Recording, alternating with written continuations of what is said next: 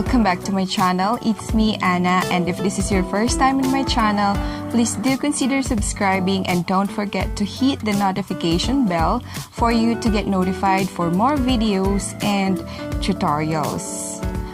In today's episode, I'll be doing another propagation. So this time, ipopropagate po natin itong akin pong mga aglaonemas na sobrang makakapal na po. So, gaya nito. Yan. Okay.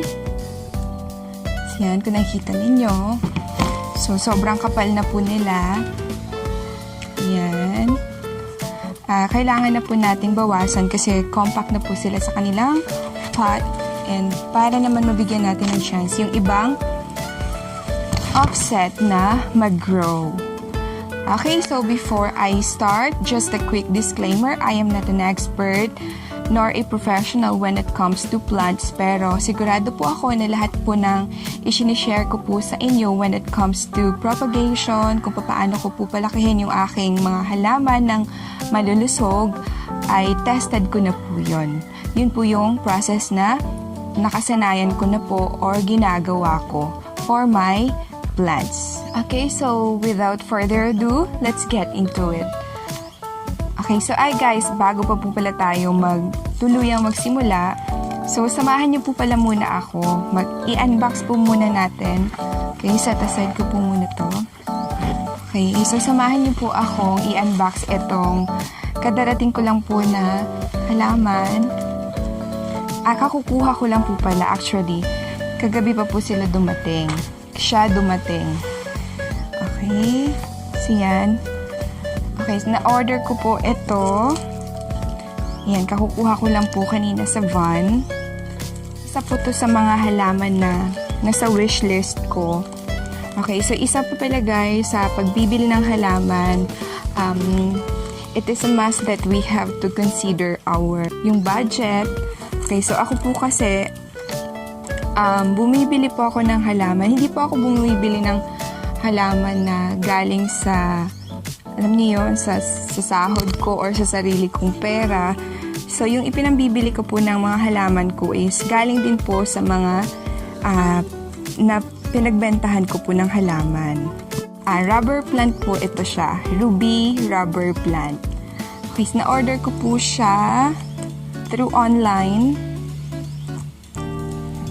So, kay Madam Gladys po, meron po siyang Facebook. Ang kanya pong Facebook account ay Evergreen. So, ipapakita ko po sa inyo dito. Yan. So, nagbibenta po siya ng mga halaman. Magaganda po yung kanyang mga succulents. Okay, so excited na po ako. So, hindi po ibig sabihin ay uso yung halaman or dahil uso siya, kailangan magkaroon ka nun. So, hindi po ako ganun guys. Ang ginagawa ko po is kailangan i-consider po natin yung budget. So, kapag kahit gustong-gusto ko siya pero wala po akong pambili, so never mind na muna. Kaya ko naman yung tiisin.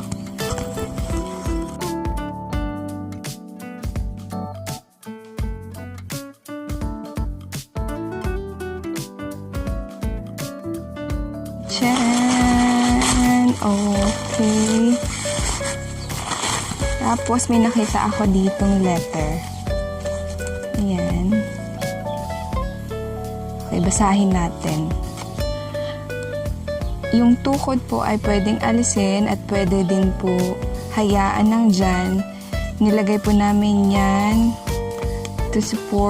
para support system para di maalog during transport. Yan. So, yan. Thank you so much, Ma'am Gladys.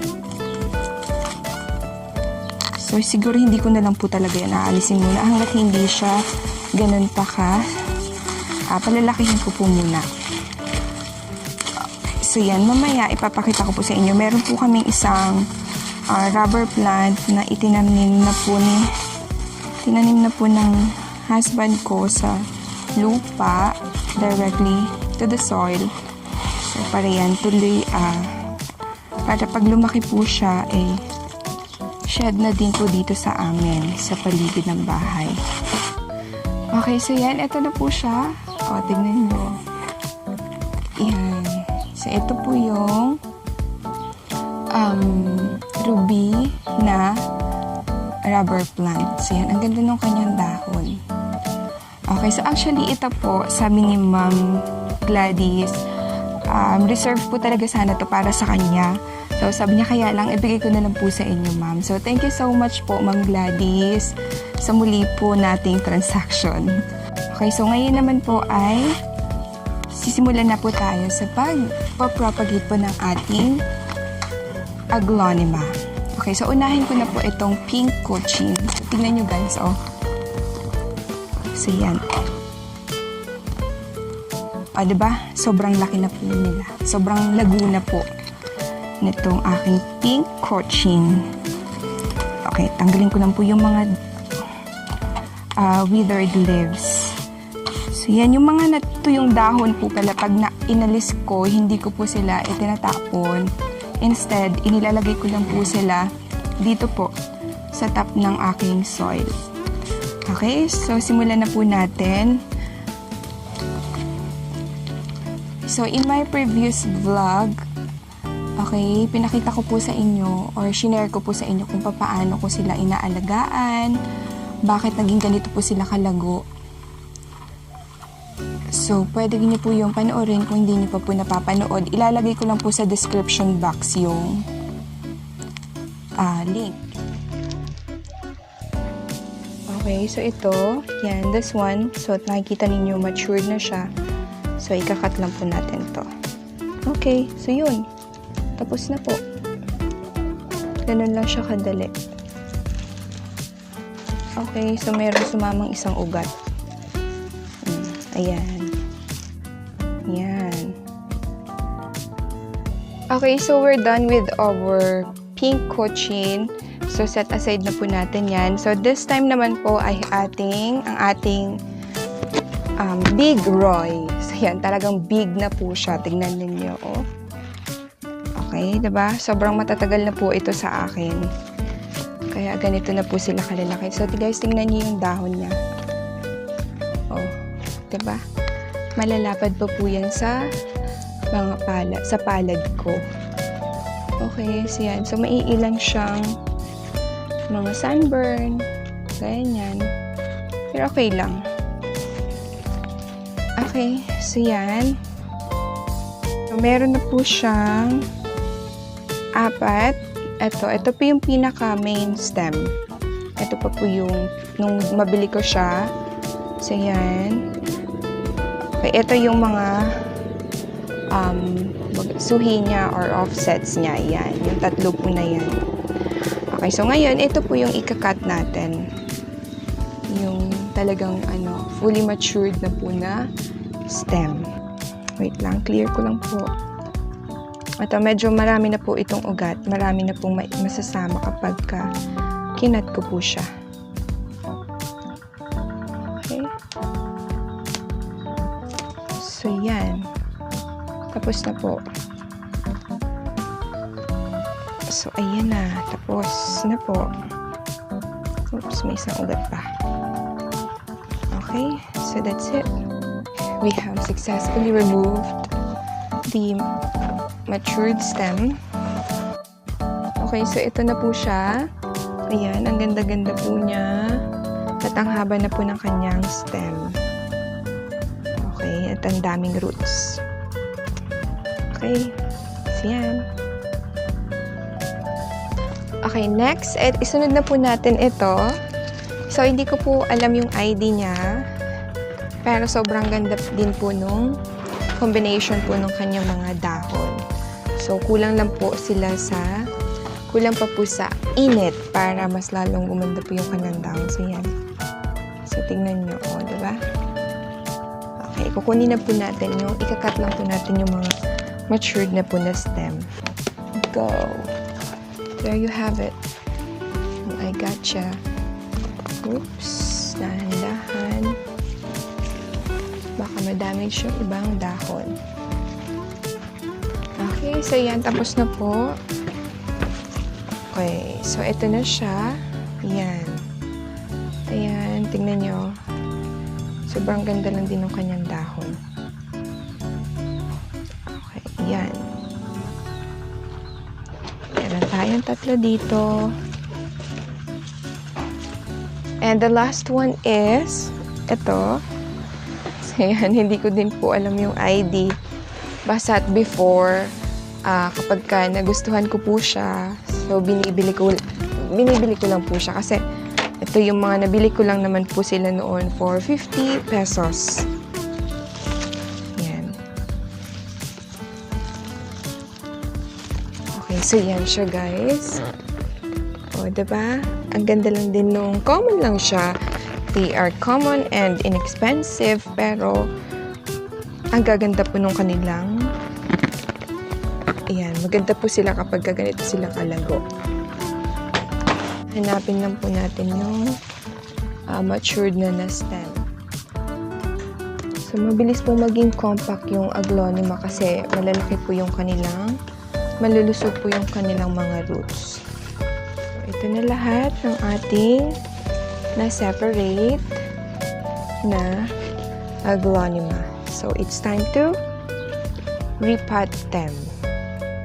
Ito naman yung ginagamit ko guys na soil mix. So, napakita ko na po sa inyo ito sa previous vlog ko about aglaonemas, care tips, kung ano po ay yung mga content ng akin pong soil mix. So, yan. Meron po yung maputi na yan na nakikita ninyo. Yan po ay pumice stone. And then, meron po yung coco peat, carbonized rice hull, and then garden soil with compost. So, may kakaunting charcoal for the proper drainage ng atin pong water kapag nagdidilig po tayo. Start na po tayong mag-repot.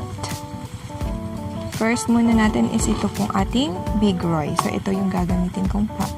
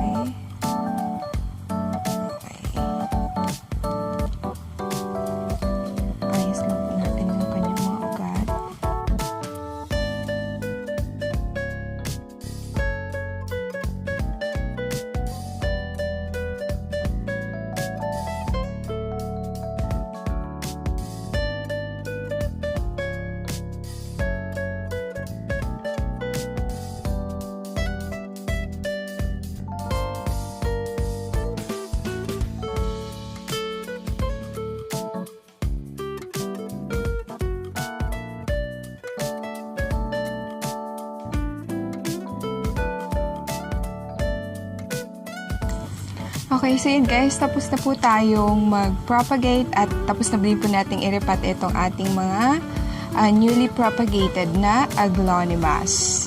Okay, so yan, ganun lang po siya kadali. Okay, so before I end this video, ipapakita ko lang po sa inyo yung rubber plant na sinasabi ko po sa inyo na itinanim na po ni Hubby sa lupa. Okay, so yun po ay galing lang din po sa barter, hindi ko siya binili. Okay, so let's go. Okay, so ayan siya. Okay, so yan, tingnan nyo guys, yung paligid namin. Ayan, so yan, basakan po yan. Yan. Okay, so ito pa pala, tingnan nyo. At yung mga gusto ng asawa ko na halaman. Ayan, yung tawag nila Eugenia. Yan, gustong-gusto niyo po yan. So, paikot po ng bahay namin. Yan po ang nakatanim. Okay.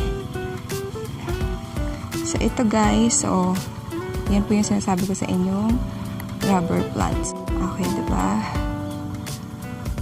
O, kayang-kaya po nila yung sobrang init. Okay lang po sila. So, ang ganda po nung yan, yung variegation ng kanyang dahon. Ayan. So, yan po. Okay, so makalat pa. kailangan kong magwalis mamayang hapon. Ayan, yung Carabao grass po na yan ay itananim din po namin. So if you wanna know it, kung paano namin siya ginawa, just comment down below. At gawin po natin yan ng separate na vlog. Okay.